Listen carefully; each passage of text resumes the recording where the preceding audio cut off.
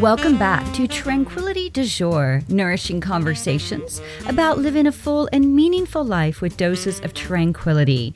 This is episode 552. I'm your host, Kimberly Wilson, bringing you tranquility since 2005. And I can't believe it's been a full year now since we celebrated together with our 500th episode. Thank you guys so much for coming out to that. It was such a treat. And if you missed it, you can, of course, find it over on the YouTube channel, Tranquility du Jour. Now, today we are going to start a series about the 15 healthy habits / self-care checklist. I created this back in 2008 whenever I was writing the book Year of Tranquility. So this is actually chapter 8 in the book. And, the idea is that there are 15 tools to incorporate into our everyday to find a bit more tranquility.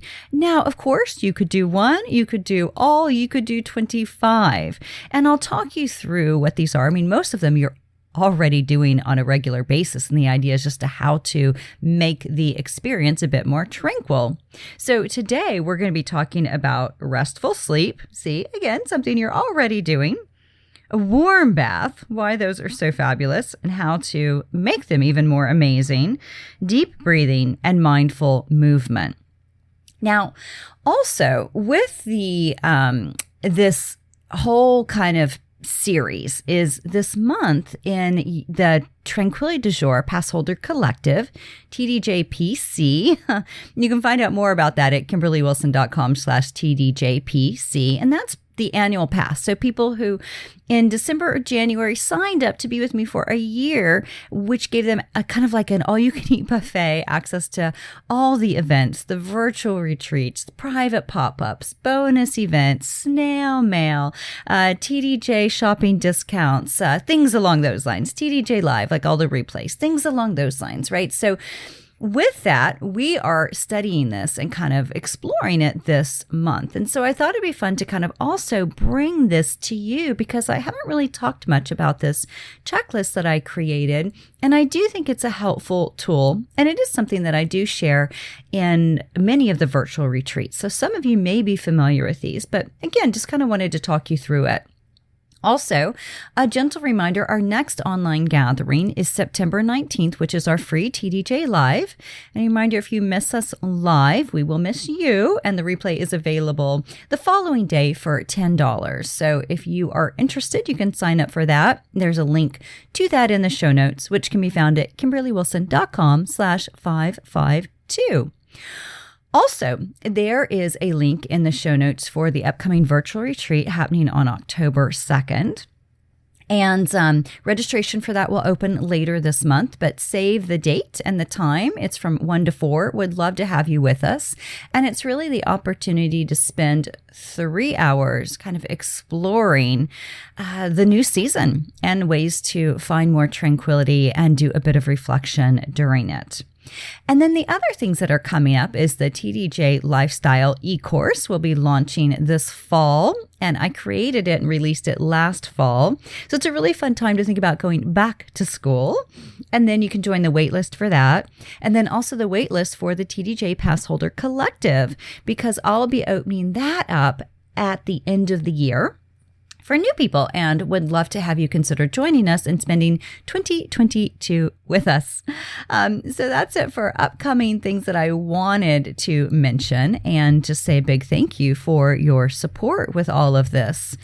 And also, because one of the things from the last virtual retreat, because of that, I was able to donate $1,000 to Pigs and Pugs Project. And then we gave 2 $500 micro grants, one to a pig sanctuary in Texas, and then one to a pug rescue in Oklahoma, where we happen to get our 3 rescue pugs. So again, thank you for your support. It really means a lot.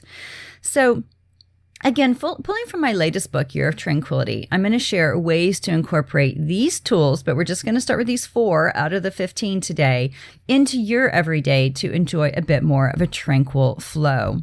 Also, I wanted to mention that I just recently released, a week or 2 ago, the latest Tea with Kimberly, and it's basically a packing video with links to a variety of things that you asked about. So The packing video is about 16 minutes, and it takes you through what did I pull together for a 5.5-week road trip.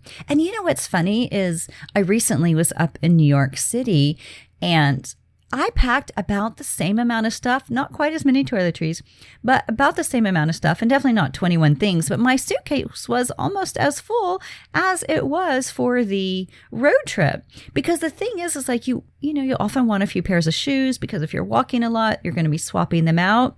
And so I was like, wow, even if you're doing a weekend or a long road trip where you have access to a washing machine, then, it's similar things that you're packing, your candle, your creature comforts, etc.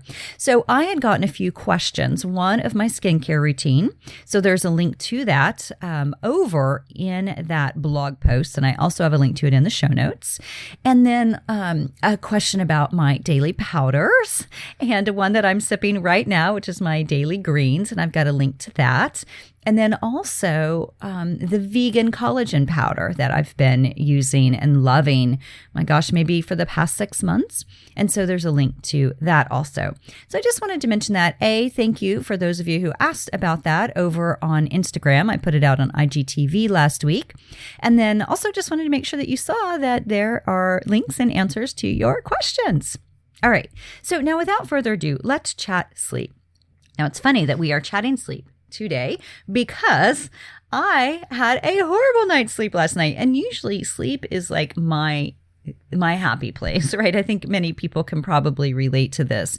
And I've just found for the past week, waking up in the middle of the night, and I was up last night from like 2 to 5:30, just brutal. So this morning, instead of pouring water into my little daily green tablet, I almost poured water into my dog's food bowl because I was making it, both of them at the same time. And I was like, oh my goodness, like the neurons are not fully firing. And that's what happens, right? Whenever we don't have a restful sleep. And so I just wanted to give a few tips on how to make sleep a bit more restful. Just some basic tools. Now, you're probably familiar with Arianna Huffington. Now, she wrote a wonderful book called Thrive. And she also wrote a book too, I think, all about sleep. But anyway, in Thrive, she says, rob yourself of sleep and you'll find you do not function at your personal best. You may pour water into your dog food.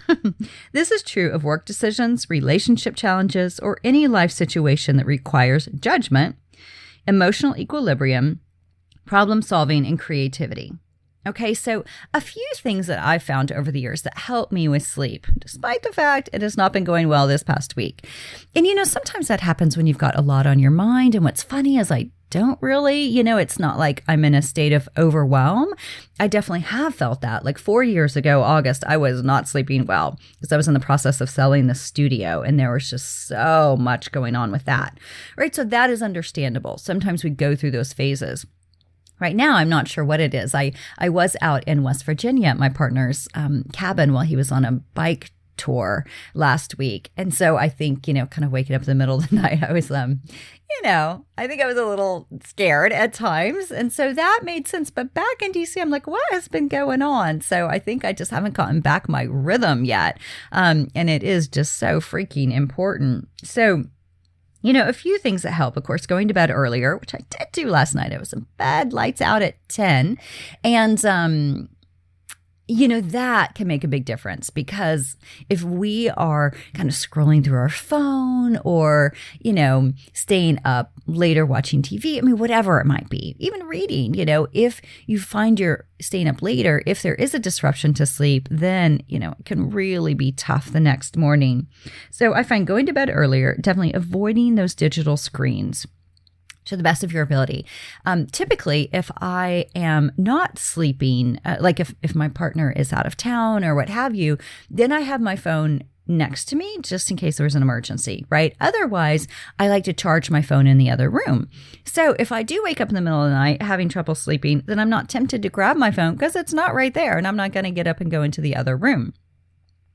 So keeping those digital screens ideally elsewhere. Keeping our room kind of dark and cool. So we have like this air filter system, and they have all those little lights on it. So we put like this cover over it, blackout curtains, the whole shebang. It's like a cave, right? That can be so helpful in keeping it nice and cool. I like it 72, 73 during the summer months, while I'm sleeping, and then I up it during the day to about 75. Also, limit caffeine intake. I realized last night that during my last clients, I was sipping a matcha drink. Okay, that probably did not help because 6 o'clock, that level of caffeine, just not ideal. Okay, so I think that was also contributing. So just noticing, I know people who will stop caffeine intake around noon. Other people are more like 4 o'clock. Definitely should not be sipping it at 6. Another thing that I have is next to my bed is a tiny little notebook and a pen. Always have that. Where if I'm like, oh shoot, actually something, I'm going to write this down right now because this came to me in the middle of the night. I was like, oh, I have to remind my bookkeeper about a transfer that I did. Okay, that came to me in the middle of the night. And I was like, no, don't, you'll remember it in the morning. Don't grab your phone or whatever to write it down. And I didn't reach for my notebook, and I should have, but thank goodness I just remembered it. But anyway, you have those things where you're like, oh shoot, I meant to email so-and-so, and I didn't. And so if you have those things in the middle of the night and they just kind of keep stirring, so it can be nice to have a spot, whether it's a Post-it or whatever, we can just write it down, call Linda, whatever it is. And then it's like, okay, I can go back to sleep now. So the other thing too, I'm very big, I love fresh linens. I love really soft blankets, eye pillows. I use a satin pillowcase, which is really nice just for skin. And, it just feels so good on the skin. It's also supposed to help with hair, so that it's not rough. If you think about cotton kind of, unless it's a really high thread count, but cotton, on your hair, on your face, it can be rough and kind of pulling. So that's where the satin pillowcases can be really nice. I'm all about the weighted blankets, even in the summer. And I know it's ridiculous because it's quite intense, but I do love those. And mine's even a fleece, right? So it's really over the top ridiculous, but year round, I love it. Also, a fan can make a big difference. So these are just a few ideas. Even we have this tiny little baby fan. It's 4 or 6 inches, right? It's tiny, but it's just a little bit of airflow. And I do find that to be quite helpful. So for you, just thinking what allows you a sense of comfort and space and the ability to kind of relax.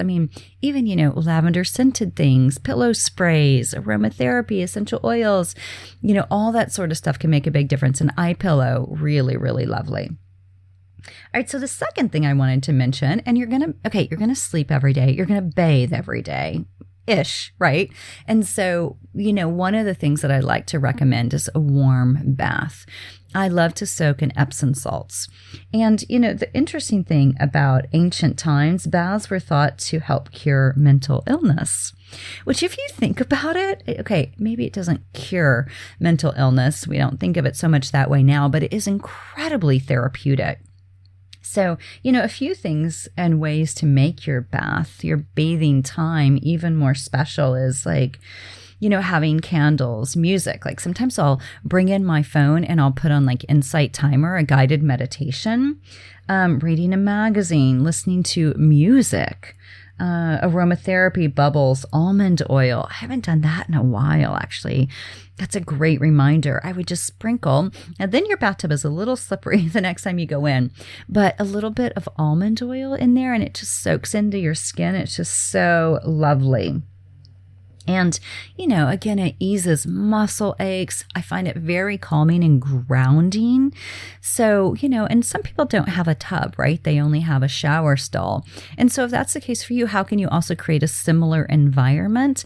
And there's all these little shower tablets. Back in the day, it was all these bath bombs, and there still are. But these shower tablets are also really lovely for those who do not have a tub. Okay, the third thing I want to mention is deep breathing, right? So deep, full breathing can be so helpful. So those moments where you're feeling just a sense of kind of overwhelm, you're stuck in traffic, you just get a frustrating email, you're behind on a deadline, those everyday moments you pour water into your dog food and it does not need water. It's like things like that happen all the time. And so noticing when that happens, are you holding your breath? Usually we are. And so if you can get into the habit of like, deep, full breath, inhale through the nose, feel belly, ribs, chest, exhale, release chest, ribs, belly. Super grounding. I even found myself doing that. This is probably about 5 a.m. last night. And, I found myself just really like deep breathing, just really like kind of dropping into the breath because, I can get worked up, and I was getting worked up. I'm like, oh my gosh, I'm going to get only 2 more hours of sleep now, right? You're just like, oh my gosh, you're just watching the clock. And, the heart is racing a bit. It's like we really can work ourselves up. And so I just found myself, okay, these deep breaths, it can just ground me, kind of root me, allow me to drop back into the sleep experience. So deep breathing comes in handy at all times. So the good news is we always have a breath with us, right? As long as we're alive. And so how can we use it as a tool to find more tranquility in the everyday? All right, so deep breathing. There's a wonderful new book out about breath, and I'm blanking on what the name is, but it's just talking about how it really is credited for so much with regard to athleticism and beyond. And, it's one of those things we're always doing. All 3 of these are things we're doing regularly, right? Sleep, bathing, breathing. So it's not like you need to add more to your to-do list. You're already doing it. It's like, how do we do it in a more conscious way? And then the last piece I want to mention is mindful movement. All right. So for me right now, like yesterday, I did yoga, which was just delightful. And typically, though, my mindful movement is walking the dogs and ballet. So I've been loving my ballet classes, particularly throughout the pandemic. I've been doing a ton of it. And the piece about mindful movement is we can become so sedentary, especially during the pandemic and, people still in lockdown. And so thinking about, okay, how do I get more movement into my everyday life? It's crazy. When I was in New York, one of the days, I 16,000 steps. Okay, that's like a ton. But really for some people, that's almost like a daily kind of amount of moving about the city. But I feel like with the pandemic and with things kind of going back into a little, I wouldn't say a lockdown so much in the States, but, things are kind of shifting again. We're kind of falling backwards. And, it's harder. We have to make more of an effort. We may not be commuting to the office. You may not be commuting to get your groceries, whatever. It's like, how do we make sure we are regularly moving? Because it increases endorphins. It helps us feel fit, toned, connected to our bodies. And there's so many ways to do it, because I know some people are like, oh, I'm not a runner. I don't like spinning. I hear you, honey. Right. So what are some things that you could do that would be really great? A friend of mine is super into this woman named Pahla B, and I'll put a link to her stuff in the show notes. And she said, it's so funny. We'll just be, it's like a video and you're like watching her like just march in place. So it's kind of for women in midlife. And I have been meaning to check out Pahla B. So again, I'll put her information in the show notes for anyone who may be interested, but who wants something that's really low impact, right? But that, she's like, it's amazing though. I've lost weight. I feel more toned. And I just find that I love Pahla B and following along with her. So, of course, there's different things we can do, right? There's stretching, swimming, running, yoga, dancing, of course. Love me some dance. And many of the classes are now in person again. Thank goodness they're doing hybrid, because I'm still doing it all virtually and from New York, Maryland, DC. Trying to think, is there any place else where I'm taking virtual classes now? I guess that's it. But it's great because it's like, even though the DC one is clearly a 15-minute drive away, it's so lovely to just open my computer and just hop right into a ballet class. And Colorado, I just found another place, and I'll put a link to this in the show notes too, Broche. Broche, Ballet, and she's got a lot of really great classes, and she's out of Colorado. Striving ideally for 10,000 steps a day. I will say kind of since the pandemic, I mean, I've been happy or lucky to get at 5,000, which shows there needs to be some shifts. Avoiding long periods of sitting without movement, ideally like my Apple Watch, which I really just got to serve as a fancy Fitbit, but it will tap me at every bit on the hour on the 50 minutes and be like, time to stand. So it's a good reminder, so if you can even set your phone alarm or something along those lines as a reminder to stand. So, it's good for our muscles, mind, our bones. And I will say too, even with the mind, from a ballet perspective or yoga, I mean, probably anything, right? But there's choreography. And so it's quite challenging because it's like, oh, she just showed us. I have no idea what she or he want me to do now, right? So it's like challenging to learn kind of choreography, or in yoga, learning the poses. And I'm sure this is the same with various other forms of exercise you might do. It's actually quite taxing. And that's good, right? To be cognitively challenged in those ways, in addition to challenging our body. So I hope this is helpful as you think about ways to incorporate more tranquility into your everyday, right? And these are things you're already doing. You're already moving to some degree. And what we want it to do is just like, okay, how do we make it more of a mindful experience? So we're really in our body, we're consciously carving it out. I like to, at the beginning of the week, whenever I'm doing my planning, go through and be like, okay, ballet class here. I even had a meeting scheduled today at 11:30, and I was like, you know what? I really need ballet because I can't fit it in tonight. There just weren't any classes that fit my schedule. So I was like, okay, I need to move this meeting so that I can get my ballet in at 11:30. Right. So making sure that it's going to be possible every day because, days shift, energy shifts, right? And we want to make sure that every day we're getting in some bit of movement. So again, in the restful sleep, hopefully I will be a whole new woman tomorrow. I'm going to go to bed early and then hope for the best. Warm bath and not have matcha at 6:00. Warm bath, deep breathing, and of course, mindful movement. So I hope this is helpful. Over in the show notes, again, you will find a downloadable PDF that is self-care checklist, healthy habits checklist. I call it different things, but it's basically just 15 different tools. I also have the link to the packing video with the various links answering questions that you all asked. A link to Pahla B, who my dear friend Britt has turned me on to. And again, I need to check out and do more with.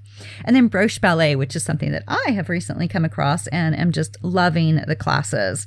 And there's even a festival in Miami next year where you get to do a stage performance for 2 minutes, which I'm very excited about. So I've already signed up for that. So I will be sure to keep you posted on the progress there. And just a reminder too that the book club book for August is Burnout, and would love to have you read along with us. You can find information about that over on the blog and or the TDJ Insiders Facebook group. And make sure you're signed up to receive love notes. I will confess I've been a bit behind on those. I don't think I've ever taken 3 weeks off from love notes, and I just kind of have. It's been quite hectic. I moved into my new office space 2 weeks ago, and yesterday just had the curtains and the chandelier hung. And so, it's just been a bit of like, well, you guys know how moving is, just like a lot of moving parts, right? It's like musical chairs, lots of moving parts. And so, I have been fitting in reading or ballet instead of actually doing some of this stuff. So my apologies. And yet I also pride myself in that because I am usually somebody who's like, oh, I'll just stay up late and do it.